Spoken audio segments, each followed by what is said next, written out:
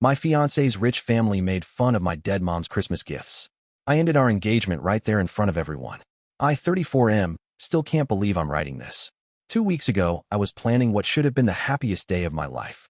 Now I'm sleeping on my brother's couch, my phone blowing up with messages I can't bear to read. It started 6 months ago when I proposed. We'd been together for 3 years, and everything felt right. She said yes immediately, tears streaming down her face. I remember thinking I'd never felt so certain about anything. Her family is wealthy, like vacation homes and country club memberships wealthy. My background is more modest. Single mom who worked 2 jobs to raise me and my younger brother after dad took off. Mom passed away from cancer last year, and it's still a raw wound. She was so excited about the engagement when I told her, even from her hospital bed. She better treat you right, she'd said, squeezing my hand with what little strength she had left. The trouble began during dinner at her parents' house last weekend. It was supposed to be a celebration, a chance for both families to come together before the wedding next month.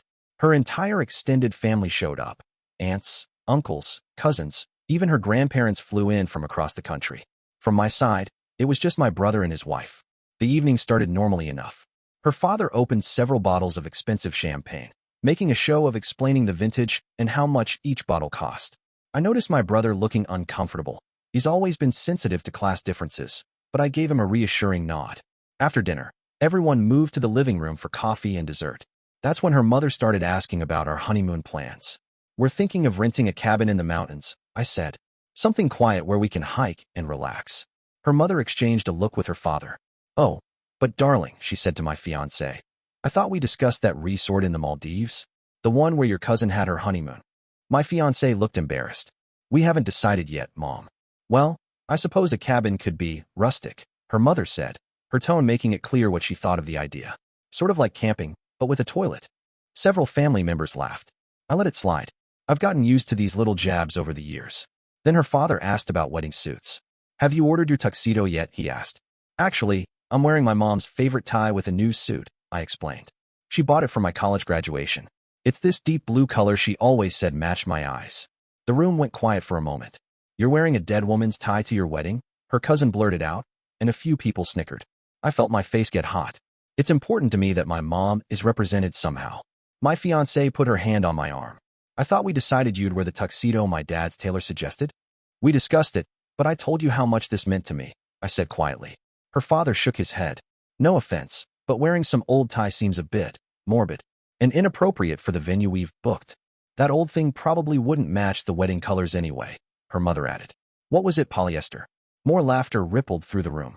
I looked at my fiancée, expecting her to say something, to defend me, or at least change the subject. Instead, she gave a small, uncomfortable smile. Mom's right. I don't think it would look good in the photos.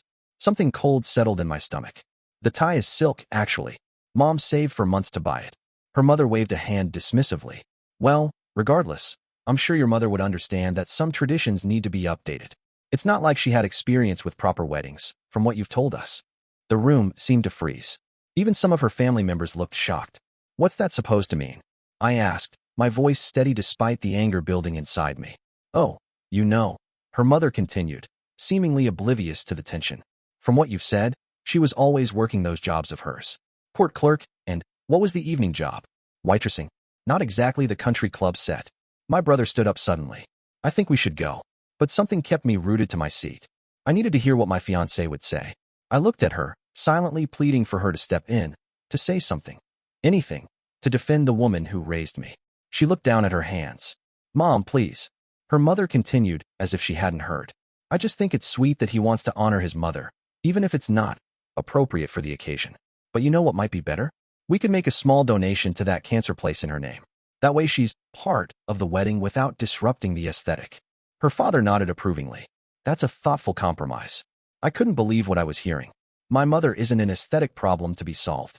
No one's saying that. My fiancée finally interjected, her voice low.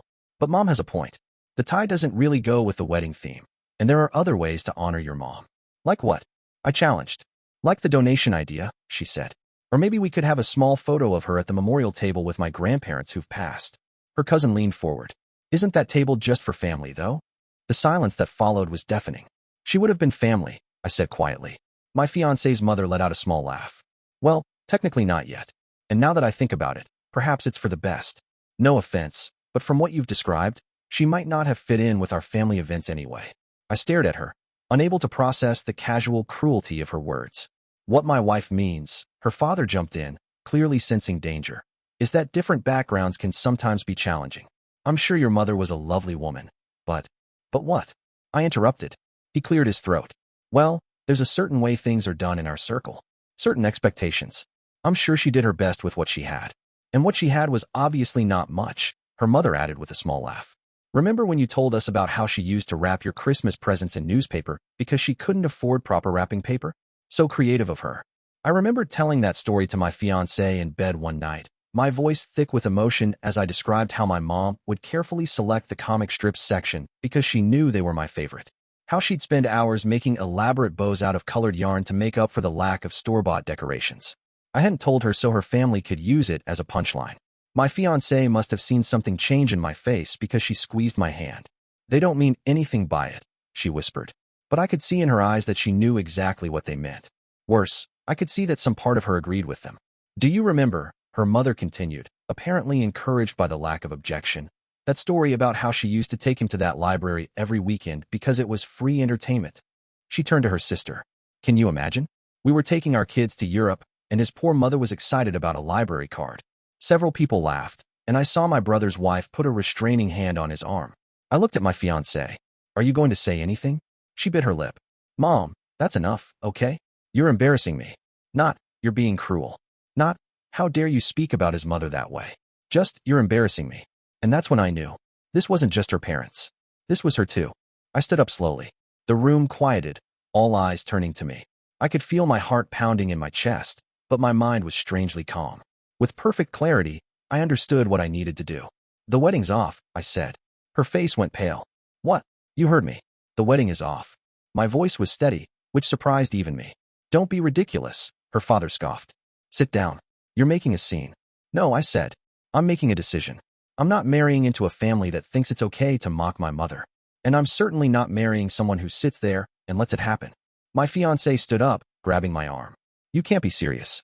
They were just joking around. Were they? Because I didn't hear you defending her. Or me. This is absurd, her mother said. All this fuss over some harmless comments about a woman who isn't even. Choose your next words very carefully. My brother cut in, his voice dangerous. The room fell silent again. My fiancé was crying now. Please, let's just go outside and talk about this. You're overreacting. I looked at her. Really looked at her. Maybe for the first time. That's the thing. I don't think I am. I think this is exactly the right reaction to finally seeing you clearly. I gently removed her hand from my arm. I loved you. And I thought you loved all of me, including where I came from and the woman who made me who I am. But you don't, do you? Of course I do, she protested, tears streaming down her face. Then why didn't you stop them? Why did you join in? She had no answer. My mother worked herself to the bone to give me and my brother a good life. She went without so we could have what we needed. She taught us that character matters more than money. That kindness matters more than status. I looked around the room. If she saw me marrying into a family that thinks her life was a joke, she'd be heartbroken. And she'd be right. Her father stood up now. Now listen here. No, you listen, I said, surprised by my own boldness. Your money doesn't make you better than my mother. It doesn't even make you her equal. She had more class working night shifts at a diner than you have in your entire mansion. I turned back to my fiancé. I hope someday you realize what you lost tonight. Not me. I'm not that arrogant. But the chance to be part of a family that actually understands what matters in life. I nodded to my brother and his wife, and they stood up immediately. As we walked toward the door, I stopped and turned back one last time. By the way, those Christmas presents wrapped in newspaper comics? Best gifts I ever got. Because they came with love, not a price tag. The drive back to my apartment was silent. My brother kept glancing at me in the rearview mirror, clearly worried, but he didn't push me to talk. When we arrived, I realized I couldn't face going inside. The apartment was filled with her things, photos of us together, plans for a future that no longer existed. Can I crash at your place tonight? I asked him. Of course, he said without hesitation. As long as you need. That was 2 weeks ago. Since then, my phone hasn't stopped ringing. Her calls, her texts, even emails from her parents trying to clear up the misunderstanding. My brother wanted to throw my phone in the lake, but I kept it, though I haven't answered anyone except my friends and my boss. Yesterday, a package arrived at my brother's house. Inside was my mother's blue tie, which I'd left at our apartment. There was a note. I'm sorry. You were right about everything. Please call me. I put the tie back in its box and closed the lid. Maybe someday I'll be ready to talk to her again. But not today. Today, I'm going to visit my mom's grave and tell her she was right all along. I deserved someone who would treat me right. Someone who would have been proud to wear a second-hand tie because of what it represented. Someone who would have been worthy of being called her daughter.